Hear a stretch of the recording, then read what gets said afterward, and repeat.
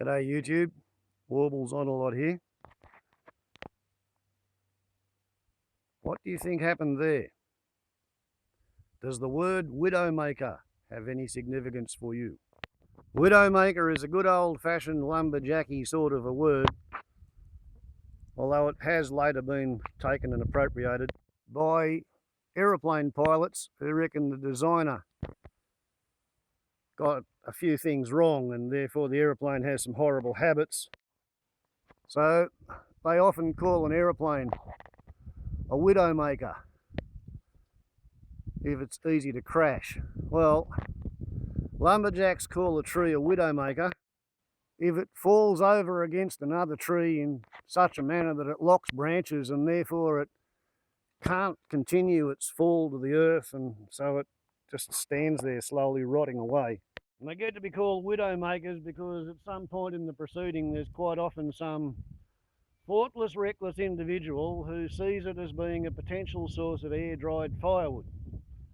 So they come along here, and particularly when they're leaning at a fairly shallow angle, it's quite safe to cut a few lengths out of them, and each time you cut a piece out of the trunk of the Widowmaker, it'll swing closer and closer to the vertical. This one, if you were to cut it here, what would happen is the bottom part would stay there where it is, anchored by whatever roots are still left, and if not, it would fall down flat there, right, straight down onto the ground. The upper part of the Widowmaker, it would swing in until it became vertically dangling, dependent on the hook up at the top. And when it does that, all of the weight of the tree, which is currently bending the trunk, the weight is effectively a store of kinetic energy against the tensile strength of the wood. So when it's unrestrained and it's vertical, the top end springs away from the trunk where it's being suspended at the moment. It swings back, and because there's nothing on the bottom end to restrain it, then the next sequence is for it to fall off, and then as it falls, it rotates, whereupon it lands flat upon the head of the incautious dickhead who applied the chainsaw to a Widowmaker.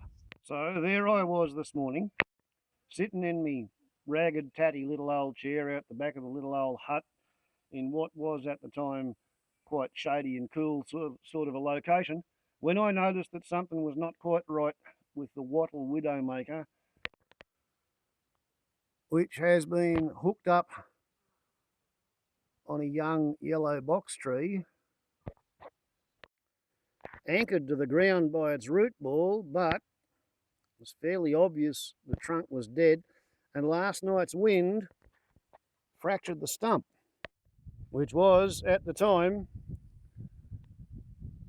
standing up, leaning over and hanging in the general direction of the roof of my hut, but for the fact that it was still attached where the yellowtail black cockatoos had chewed halfway through that long branch to extract the witchetty grub, which was hollowing out the almost dead tree. I suppose if you want to make a cameo, you can make a cameo. There we see a crimson rosella prospecting for a nesting hole, and I think she's going to find that there's a possum already lives there. But anyway, as I was saying, I discovered this morning that I had an actual Widowmaker leaning out, dangling over my hut, connected by this to the branch up in the tree. So the obvious thing to do was to get a hold of some bits of rope, improvise a 2-point harness onto the trunk of the worrisome Widowmaker, and then start trying out all the possible potential angles of the dangle and try to compute which would be the best possible result in terms of the fact is it's going to fall. You might as well try and control it and do the least possible damage to your hut as it's able to be arranged. And in fact, this was the original direction that I contemplated, but it turned out to have a few problems. After due thought and careful consideration, I actually decided that this would be the best possible direction to be applying force to the trunk. And wouldn't you know it, parenterally I am not as silly as I look. I grunted and I heaved and I strained on the rope, and I didn't have enough confidence to have set the camera up, otherwise I'd be showing you the actual footage. As you can see, I pulled the trunk back about 1.5 meters uphill, in the fairly sure certainty that something up there in among the dead wattle tree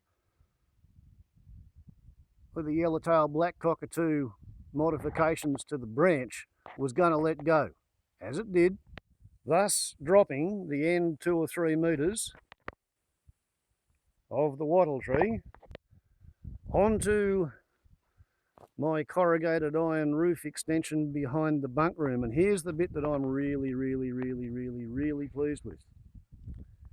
Can you see where it actually hit? Exactly and precisely here. This is the corrugation that got flattened from being an uppy to a downy.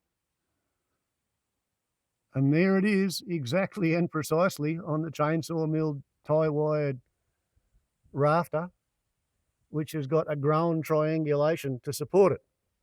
So the one and only place on the whole roof which was absolutely perfectly braced and engineered to withstand the impact, that's where I got the Widowmaker to drop. Not entirely without collateral damage, because as you can see, it's pulled the drain pipe out of the guttering, so golly gosh gee darn shucks. I will just have to apply some new silastic to that before it rains again.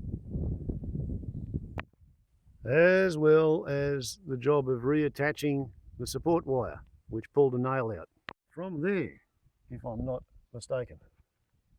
So, I apologise for not setting a camera up and showing you the actual pulling of the Widowmaker, but at the time I was more concerned about getting it done, and it just seemed like one more stressful thing to add to the situation, which already had lots of potential to go wrong.